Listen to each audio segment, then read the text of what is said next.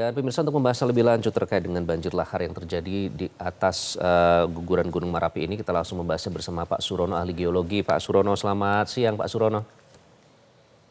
Selamat siang, Mas Iqbal. Selamat siang para pemirsa yang saya hormati. Ya, semoga sehat selalu Pak Surono. Banjir lahar dingin kembali terjadi. Ini sudah Sama-sama. sering ya kalau di Sumatera Barat. Saya sudah melihat artikel Anda menjadi narasumber juga membahas soal ini dari tahun ke tahun. Nah, bagaimana sebenarnya mengelola abu vulkanis agar tidak terjadi banjir lahar dingin, Pak Surono?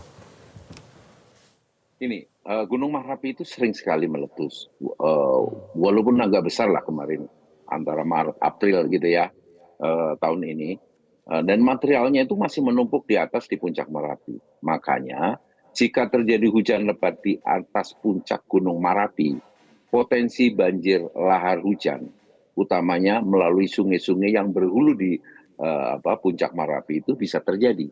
Dan ini bukan hanya banjir biasa gitu, bukan air saja, tetapi air hujan yang bercampur dengan apa? Dengan material letusan gunung api, makanya disebut lahar hujan. Dan ini sifatnya kental. Maka bila mana dia berjalan walaupun sedikit, itu tuh menggerus jalan dia, baik ke tebingnya maupun dasar sungainya. Dan karena kental, dia bisa membawa material-material yang besar seperti batu, seperti kayu dan sebagainya. Ini adalah pelurunya yang bisa merusak alam maupun bisa menimbulkan korban jiwa, ya kan? Kalau hanya air biasa saya kira nggak masalah. Dan yang menjadi masalah lagi adalah hujan di Sumatera Barat, utamanya di Puncak Merapi itu terjadi biasanya sore atau malam hari, sehingga di mana masyarakat sedang beristirahat atau tidak aware itu terjadi. Dan Puncak Merapi itu adalah sangat curam, maka alirannya cukup cepat berjalannya, ya kan? Itu yang bisa terjadi. Dan ini tidak hanya sekali ini terjadi, sering terjadi, maka masyarakat di Sumatera Barat menyebutnya galudo. Seperti di Merapi, letusan yang awan panas disebut wedus gembel karena sering terjadi. Dan masyarakat menyebut suatu nama yang menurut kearifan lokal di sana paling cocok gitu loh. Begitu Mas Iqbal. Oke. Jadi memang karakternya hujan itu di Gunung Merapi terjadi pada sore atau malam hari ya.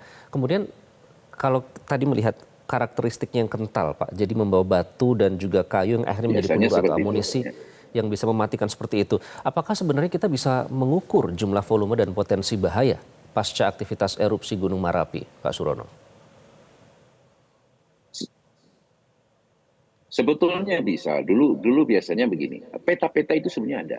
Di mana peta itu berwarna kuning adalah potensi aliran lahar hujan. Ya, itu adalah ancaman bahaya lahar hujan, itu sudah ada petanya, dan itu sudah diterima pasti oleh Pemda Sumatera Barat dan bawahannya itu sudah punya. Tinggal bagaimana menata ruang di situ dan bagaimana mensosialisasikan. Tadi saya dengar sudah disosialisasikan, betul, bagus gitu kan.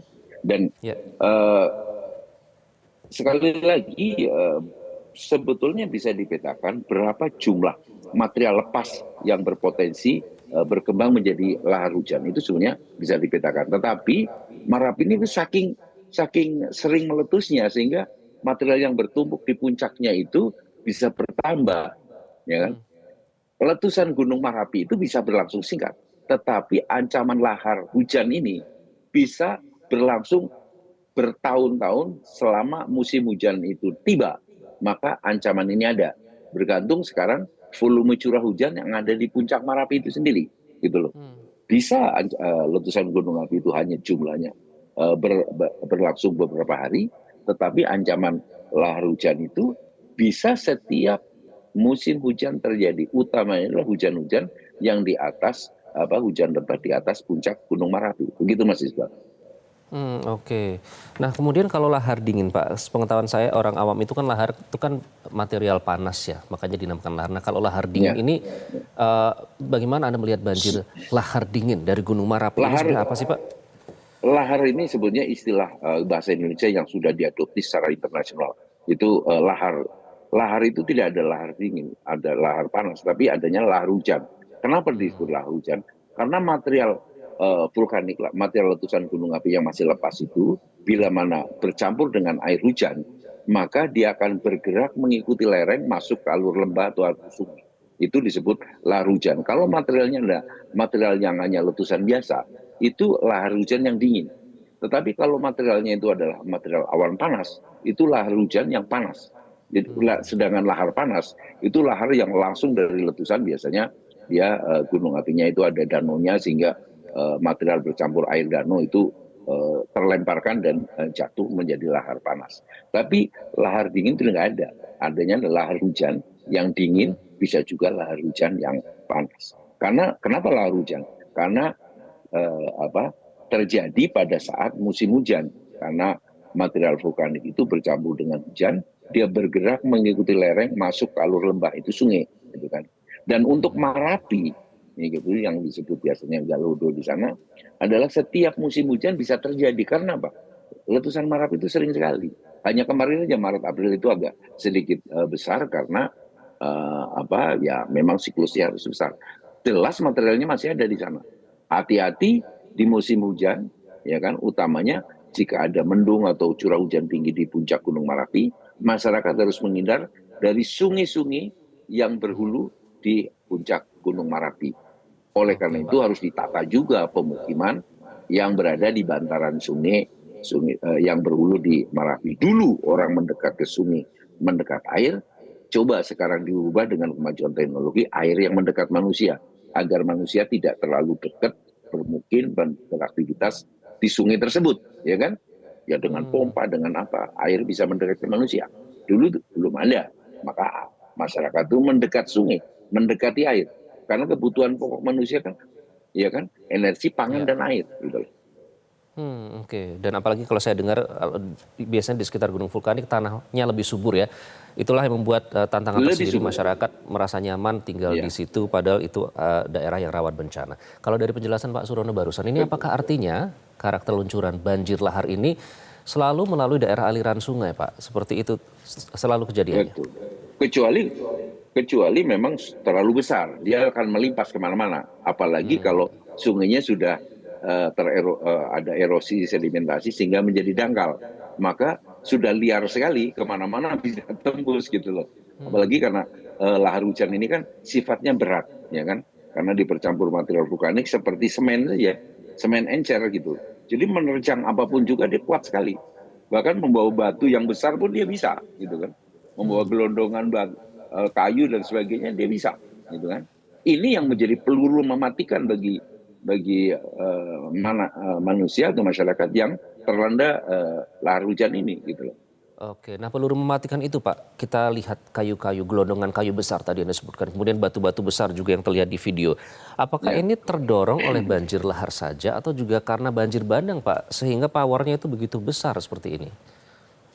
Iya, karena yang dibawa ya banjir bandang itu kan adalah material material vulkanik itu, ya kan, endapan letusan gunung api, maka dia menjadi kuat pada saat dia bergerak. Apalagi Gunung Merapi itu curam. Pada saat dia meluncur dari atas itu cepat sekali, ya kan? Cepat dan kental. Apapun yang dilewati akan menjadi masalah gitu loh. Akan menjadi masalah. Ya. Itu Oke, yang sangat bahaya. Kalau sungainya sudah dangkal, ya bisa melebar kemana-mana gitu kan. Itu saja. oke. Pak Surono, apa yang menyebabkan banjir kali ini korbannya begitu banyak? Karena kemarin itu Marapi barusan meletus, kan? Masih ingat lah sekitar awal-awal tahun ini ya, sekitar Maret April gitu meletus gitu ya. Ya. Jelas material vulkanik di atas Marapi itu cukup banyak. Material ini material lepas yang belum padat, sehingga begitu kena air dia akan terbawa air, ya kan? Mungkin dari Marapi relatif tidak begitu banyak, tapi begitu dia bergerak, dia menggerus, ya kan? Menggerus lereng sungai, menggerus dasar sungai dan sebagainya, sehingga lama kelamaan menjadi banyak. Dan ini adalah bukan hanya air murni saja, tetapi air yang bercampur dengan material vulkanik, sehingga kental, sehingga kuat mendorong apapun yang menghalangi dia, aliran dia. Dan dari awalnya cepat sekali karena Gunung Merapi itu curam, gitu loh. Maka daya rusaknya hebat sekali, gitu loh. Oke, Pak Ini Surono, ini yang menjadi masalah, dan ini akan bisa berlangsung selama musim hujan terjadi, ya. oke. Selama musim hujan terjadi berlangsung. Nah, rekomendasi Anda Pak Surono kalau kita lihat dari gambar udara ini kan memang pemukiman warga ini memang berada di pinggir sungai ya kalau kita lihat, karena tadi memang di situ daerah yang selain subur juga dekat dengan sumber kehidupan begitu. Apa rekomendasi Anda untuk perumahan warga yang mungkin nanti jika terjadi, kita harapkan tentu tidak terjadi lagi, tapi jika nanti ada bencana lagi tentunya mitigasi harus disiapkan. Apa rekomendasi Anda Pak Surono?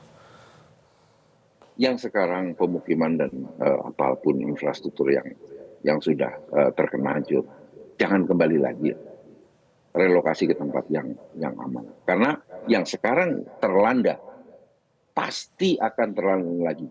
Hanya waktu yang saya tidak tahu, ya kan? Itu hanya alam Tuhan yang tahu, ya kan? Karena Merapi itu akan sering meletus, tidak akan stop.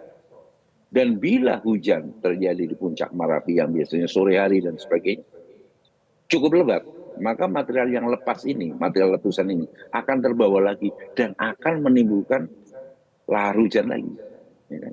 Banjir bandang lagi, ya kan? Dan yang terkena akan terkena kembali.